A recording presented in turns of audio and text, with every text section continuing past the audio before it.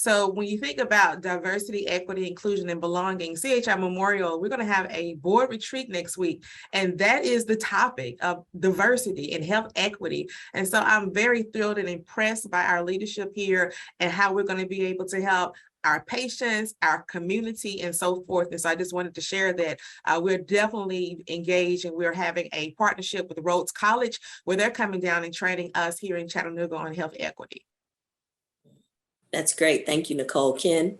Yes, ma'am. Thank you for this opportunity, Dion. I just want to say, part of my role is to make sure that we find additional minority businesses to work with, right? And so when you start thinking about what can I provide to EPB, I want you to just think about, if you have ever been in our buildings, any one of them, whether it's downtown or any of them, you think about all the stuff that you see, whether it's furniture, whether it's pens, papers, pads, all the stuff that you see outside, bucket trucks, the vans that we drive, the poles that you see, the transformers that you see. I mean, we buy everything from everything to janitorial stuff, to paper towels, to, I mean, you name it, nuts, bolts, washers, we buy all of that stuff. And so start thinking about, what products that I might offer, what services I might offer. Reach out to me. I know there's been questions about, can you contact us? Of course you can contact us. I want to just say, we're committed to this work.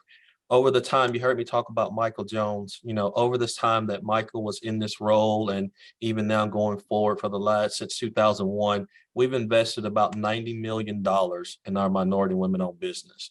And a lot of that, just our last year numbers, I think the local spend on that was about $3.5 million, which is roughly about 35% of our minority spend was spent right here locally. And then when we look regionally, which is basically all the states that touch Tennessee, that spend is about $5.5 million, which is roughly 53% of our spend in that minority space. So we're committed to this work. And if you think you can be a supplier for us, reach out to me. I'd love to talk to you. I'd love to spend some time with you and see how we can build some synergies around that. That's great. Justin, do you have any last words you'd like to share? I want to thank the panel. I want to thank Lauren and Darian and our entire team for the work that we do.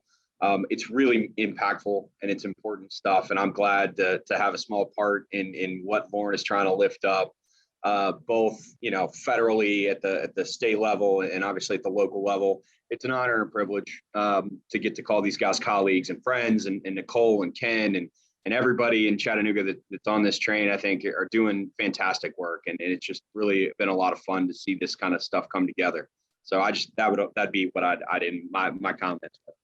Absolutely. And one thing that I'd like to share with this group is, at the credit union, one of our community givebacks is we provide free DEI training for local nonprofits and small business owners that can't afford to pay for a full-time DEI officer. So it's some basic information about how you can get started on this work, looking at what you do and just the things that we can kind of help you with, and talk about how you can implement DEI in your policies and your practices. And so if that's something that you're interested in, please reach out to me.